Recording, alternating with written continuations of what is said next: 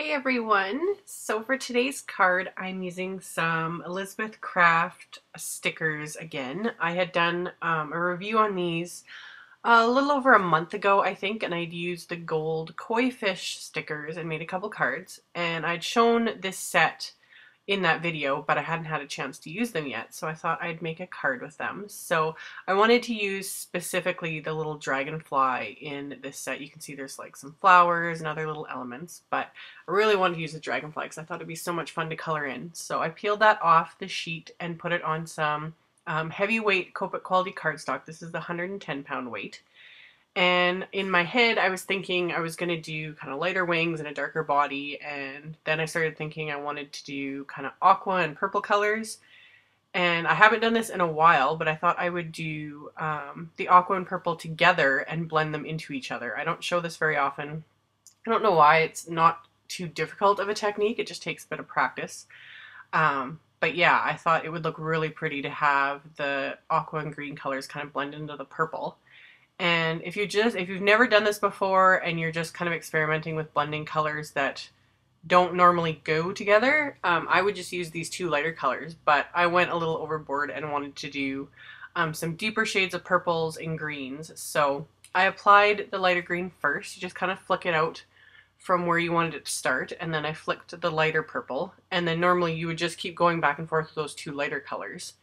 However, I wanted to add some darker shades to that, so I added a medium purple and a darker purple to the purple area, and then a medium green and a bit of a darker green to the light green area. And then I blended out the darker with the lighter. I still kept them fairly similar, like the greens together were the G00, G02, G05, and then the purples were the V12, V15, V17, so that really the only more complicated blending I'm doing basically is the greens into the purples, and then the rest just blend themselves.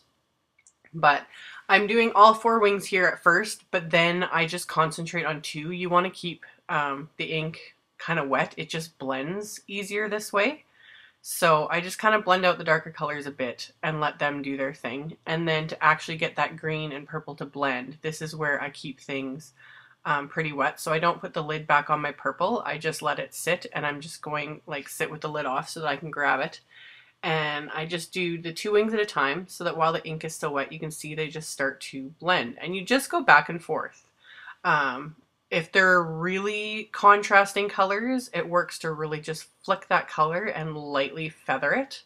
And then you just keep feathering them back and forth. You can kind of see how I'm doing that right there. But you just keep going back and forth until everything blends. And this is where sometimes the heavyweight cardstock works a little bit better when you're practicing, because it gives you a little bit more leeway to apply quite a bit of color without it starting to bleed through. So even with the amount of like back and forth I was going and the amount of color I was adding, you'll see when I flip it over to add foam tape and that it didn't actually go through too deeply into the cardstock. So that's where I really like the 110-pound weight.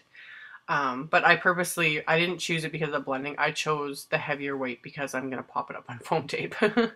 But yeah, once I was happy with how everything blended, for the body, I just used those same greens to color in the body, just adding a little bit more of the medium and the darker green. So it was a little bit darker, a little bit more contrast, but really simple. So, and then once that was done, I thought I would add a little bit just around the body so it wasn't just totally floating there. So I just went around it with my BG 000, and then I went around that with the BG 000, which is just a little bit lighter. And then finally I took my 0, like the colorless blender, and went over that even more so that there wasn't like a harsh line around that. And that's all there was to it for that. After I did all that coloring, I decided I wanted to add a little bit of a splatter effect because I'm kind of obsessed with splatter in any forms, whether it be watercolor or markers. And I grabbed my color spritzer for that. I've shown this in other videos using my distress markers and things like that. And I've used it with Copic markers. It's been years, I think, since I showed how to do that. I think I did it as just a picture tutorial on my blog. I can't remember if I've shown it in videos. But all you do is unscrew, like remove the screw, and then that little black piece there pops right out so that it opens it up enough that you can put your Copic marker in. I can't remember at the moment if it'll fit sketch markers or not, but it will fit the Chow markers for sure. Yeah, so I put that in. It takes a little bit of fiddling because the brush tip is so soft to get it in place. And then I can just spritz some Copic marker right onto my cardstock. So you definitely will not get an airbrush effect with this. It'll just be a splatter effect, which is really fun. So I splattered it a few times, and again, I could leave it just as is, like the splatter effect was fine, but I didn't want the splatter to show as much on the wings. So I just went back and forth with that light purple and light green color to blend that out and kind of push the splatter deeper into the cardstock so you can't really see it.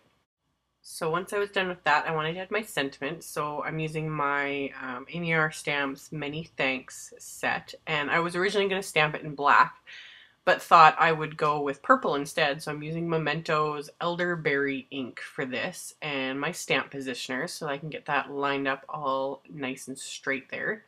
And then of course I had to add a bit of shimmer, so I grabbed my Wink of Stella Clear and turned on my overhead lights because you can see it makes such a huge difference to actually see the shimmer when you've got lights on, rather than I just usually use natural light for all my filming, but then you can't see the shimmer, but you turn the lights on and then it just pops and I love it. So I coated the inside of the wings and the body with the Wink of Stella, and you can see here that I'm applying my foam tape so I can pop that onto my little note card.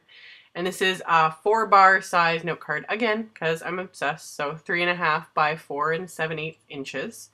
And then I wanted to add some enamel dots and went through my stash, and this little set of basic gray candy buttons, the kind of aqua and green colors were perfect for this, like perfect shades of colors. So I popped a few of those on there. And then for the inside of the card, I grabbed another sentiment from the Many Thanks set and used my stamp positioner and the elderberry ink to get that kind of centered there and straight on the inside of the card. And then I peeled off another little, one of the smaller dragonflies in that Elizabeth Crafts set. So got that peeled off and just adhered that over that tiny little purple ink smear that, I don't know how I got it there, but I did. But that just covered it up so you can't see it. And then decided I had to add some more splatter. So put the marker back in my little color spritzer. And I just have this scrap piece of cardboard that I use to kind of protect my work surface so I don't get splatter everywhere. And spritz that onto the inside of the card. And then finally I wanted to add just a little bit more, so I couldn't find my glossy accents. I don't know where that little, actually no, now that I think of it, I know where it is. I couldn't find it when I was making this card. So rather than use the glossy accents, I'm using this Viva Glass Effects gel. It's very similar, it's just not quite as glossy, but it is very similar. So I completely coated the wings, which you'll see better at the picture at the end how it looks when it's dried. And that's all there was to it. So as always, there will be a link below to my blog post and links below to all the supplies used. Thank you guys so much for subscribing and thumbs upping my videos. I really appreciate it, and I'll see y'all next time. Bye!